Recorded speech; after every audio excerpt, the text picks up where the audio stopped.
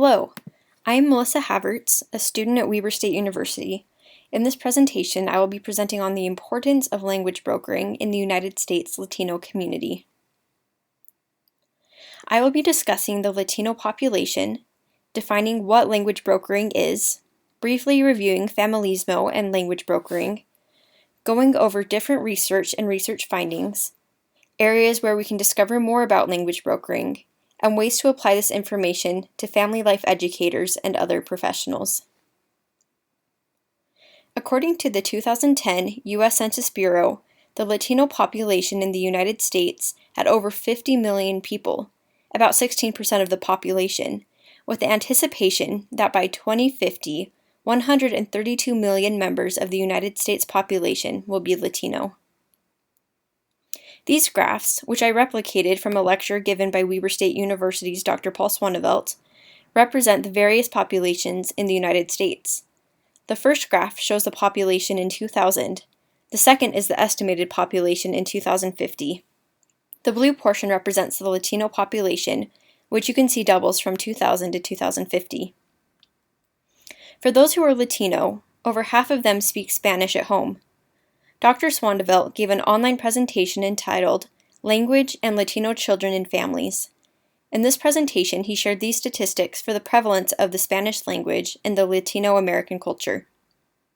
76% of Latinos ages 5 and older speak Spanish at home.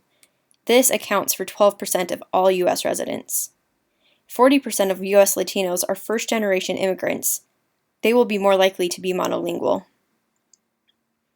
With the ever-growing size of the Latino population in the United States and the prevalence of Spanish within that culture, this presents a challenge for Latino parents, many who are immigrants and monolingual.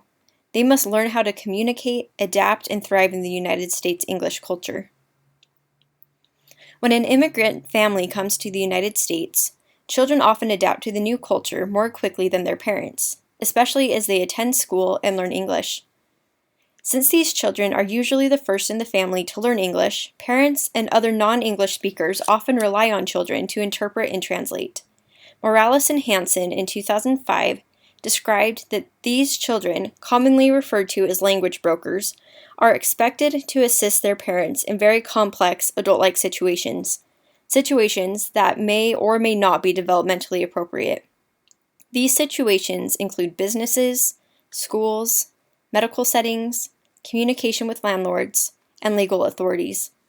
These important communication experiences result in actions that impact the entire family.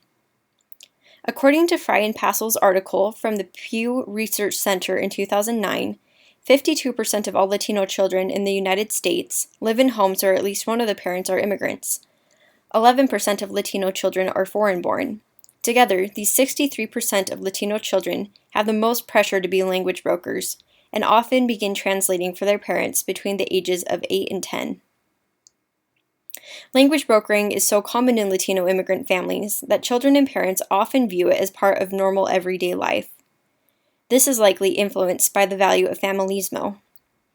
As Vinuela and Burrell described, parents expect children to use their English skills to help the family, and in turn, children usually accept the language brokering role as a way of fulfilling their family obligation.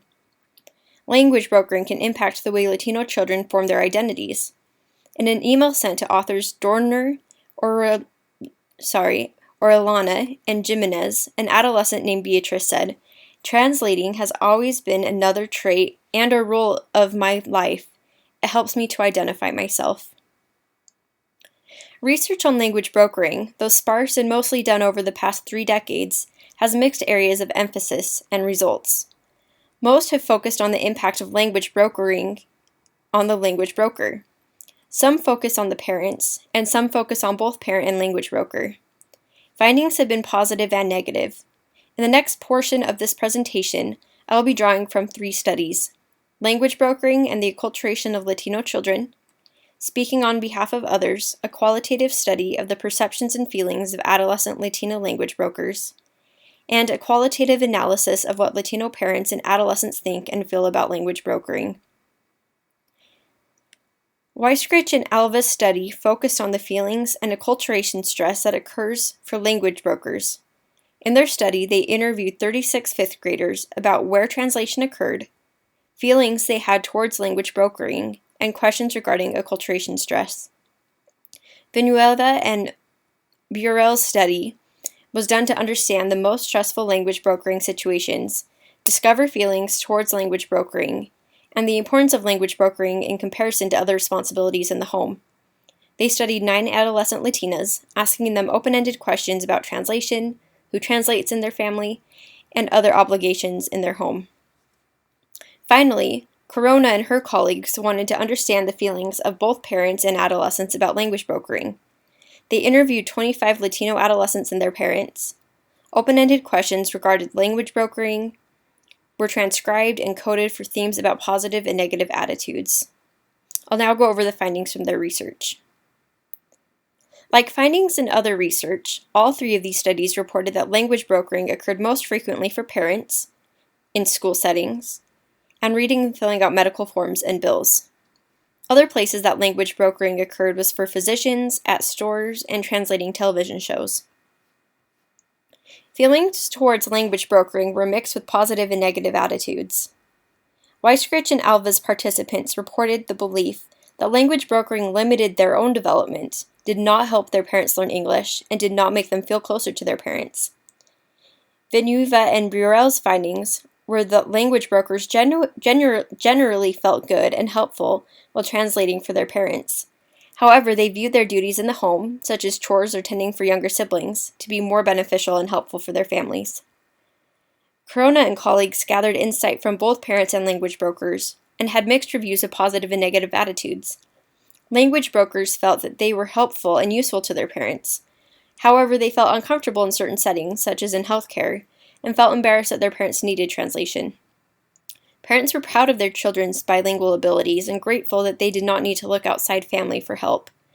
However, some felt embarrassed that their children needed to translate for them, as well as frustration that they needed to seek their child's guidance, rather than being able to give guidance to their child.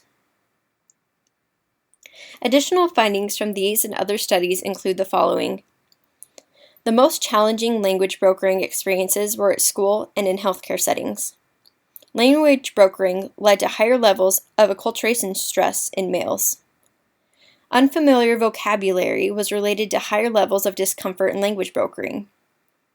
Older siblings are the most likely to language broke, and of these older siblings, daughters are more common as language brokers. This may be because in the Latino culture, daughters spend more time in and out of the home with their mothers, who may need language brokering services. Language brokering is not only about vocabulary, but also understanding the different connotations, cultural norms, and meanings within these 2 cultures. Language brokering can have positive outcomes, such as higher cognitive abilities and adult-like communication skills. Because of the little amount of research done on language brokering families, there is much we can still learn about them.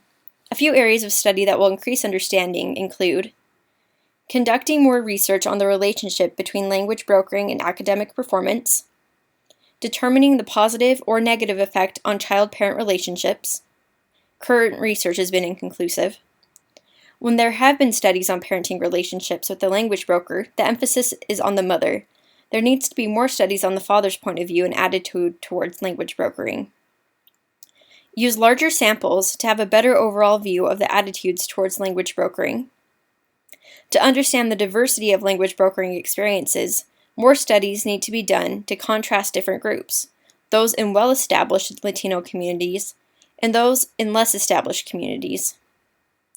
There should also be more studies on the interpersonal experiences of language brokering, as parents do not always depend entirely on their children. Translation is often a shared family activity.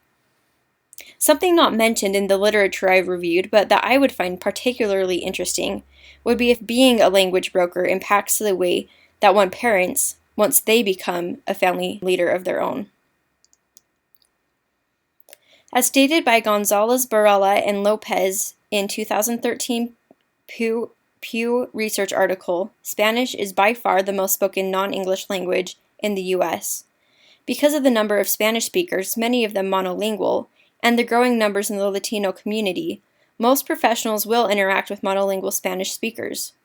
If the professional is not bilingual or have access to a translator, language brokering is likely to occur. There are several things that family life educators and other professionals can do to help lighten the load that many Latino children experience as language brokers. Dr. Swandevelt suggested 3 things that could be done to lessen the need for language brokering. First is that children need to be sheltered from high demands. 2, parents need to learn English. And 3, there needs to be more resources available in Spanish. Language brokers reported feeling that most amount of stress was in medical and school settings. They were afraid of misunderstanding information and potentially causing harm to their family. Knowing this, professionals, and those who make decisions for these professional settings, can strive to increase the amount of bilingual staff or translators available in these high-stress areas. When parents learn English, they gain a skill that is highly valued in the United States, becoming bilingual. Being bilingual can improve the family's quality of life.